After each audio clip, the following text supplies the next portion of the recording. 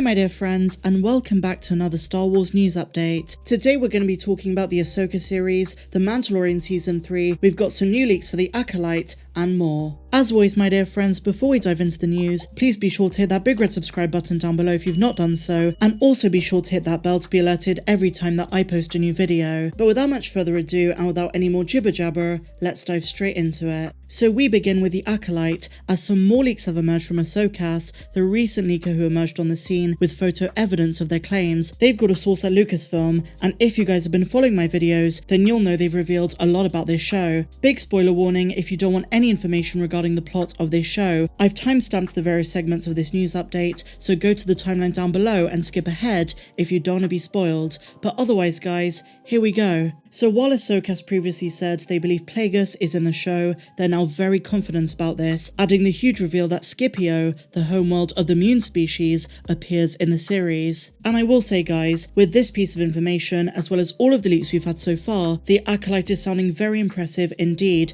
Hats off to Leslye Headland. So let's dive into it. Ahsoka says Scipio, the Mune homeworld, appears in the Acolyte. Concept art was created for the show, showing huge snowy mountains with tall cities with sort of tentacles and a bell-shaped roof. He says, me and my source compared the art with some clips from the Clone Wars, and I've confirmed it is Scipio. So maybe we're not just getting a cameo of Darth Plagueis, but his entire backstory. How incredible would that be? So just for some context, Scipio was an ice-covered planet located in the Outer Rim. It was positioned in the Alberio system, and we first see it in the Clone Wars, and along with being the homeworld of the Munes, it also served as the headquarters of the intergalactic banking clan. Even before the outbreak of the Clone Wars, Scipio was a very important planet for the Republic, as well as the Confederacy of Independent Systems. The banking clan famously built their massive vaults on the planet, where the bank's profits were safely held. Now it's worth bearing in mind guys, that Plagueis in the Acolyte has been described as a political figure, just as he was of course in the Legends novel, and I assume his public persona is still Hugo Damask.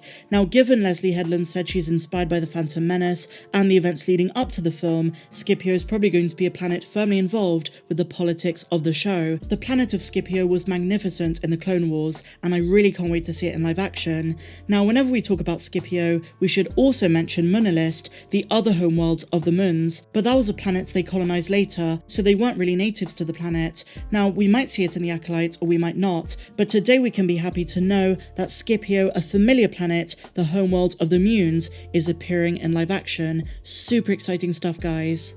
And so now my dear friends, it's time to talk about the Mandalorian and the Ahsoka series. Jon Favreau and Dave Filoni gave an interview with Entertainment Weekly, wherein they were asked about what connects the two shows. While nothing major was revealed so to speak, Favreau confirmed that Ahsoka is the continuation of Star Wars Rebels. Admittedly, he didn't put it quite that bluntly, but he did say that Ahsoka is Dave's project, where he's continuing the stories of the animated characters he created. Previously, of course, Filoni called Ahsoka the spiritual successor to Star Wars Rebels, so it's not too surprising. As for what they're trying to create in The Mandalorian and its spin-offs, often we call it the Mandoverse, Favreau says that he wants to bridge the entire 3-decade gap between Return of the Jedi and The Force Awakens.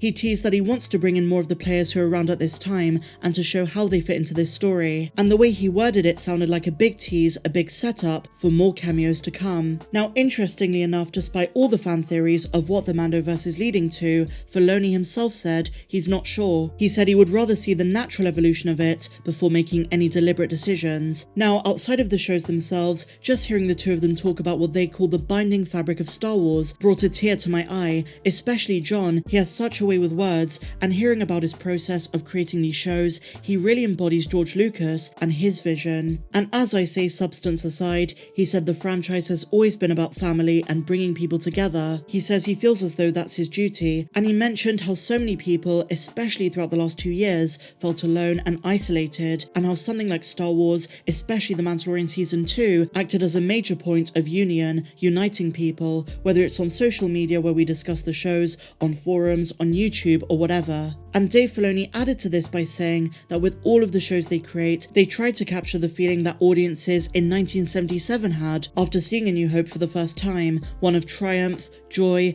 hope, and feeling like you can take on whatever the world throws at you. This interview was beautiful, and whenever these two are able to get together for interviews, it's always worth a watch because you learn something new every time. That was the bulk of the interview, but they certainly got me excited for Mando Season 3 and the Ahsoka series, which by the way, as they tease, are heavily connected. So now, my dear Mandalorians, staying on the subject of The Mandalorian, we have a new behind-the-scenes shot from Brendan Wayne, Mando's body double and stuntman. The hashtags in the photo suggest it's for season 3, and it's an on-location shoot instead of the volume, very reminiscent of the way they did Tython in season 2. Bo-Katan herself, Katie Sackhoff, commented on the post, so it's either for the Mandalorian reshoots or all the way back when they did principal photography. In either case, super exciting stuff.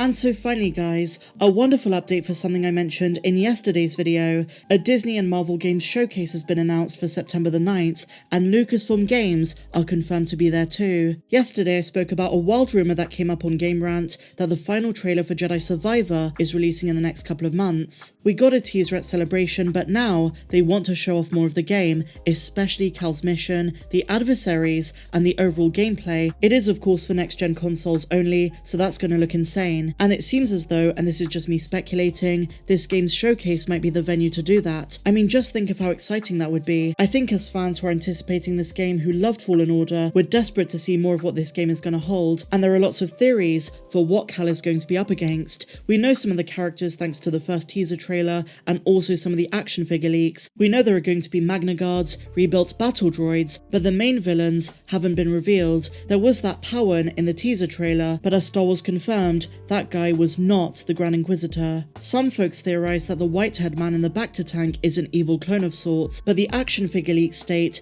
there is a bigger villain, one who reprogrammed all of those battle droids and Magna Guards, so who is that going to be? Now my personal hope, and I'm not sure how unpopular this is going to sound, is that they do a canon version of NK Necrosis, a rebuilt and more powerful General Grievous. That'd be freaking amazing, and a wonderful feature for those of us who grew up with the prequel games, and that character might just be a puppet for a bigger, more evil mastermind who reveals himself as the final boss. I just hope this game does something original with this time period, but I have no doubts it's going to deliver something big. But share your thoughts in the comments down below. Who would you like to see in Jedi Survivor? Let me know that and all of your thoughts of today's Star Wars news update. If you enjoyed it, please be sure to give me a big fat thumbs up. Subscribe to the channel if you're new, and a huge welcome if you are. And if you want more videos not found here on YouTube, while also helping to contribute to the channel, then click the link down there in the description. But until the next one, my dear friends, may the Force be with you always. I'm Star Wars Meg. Have a good one.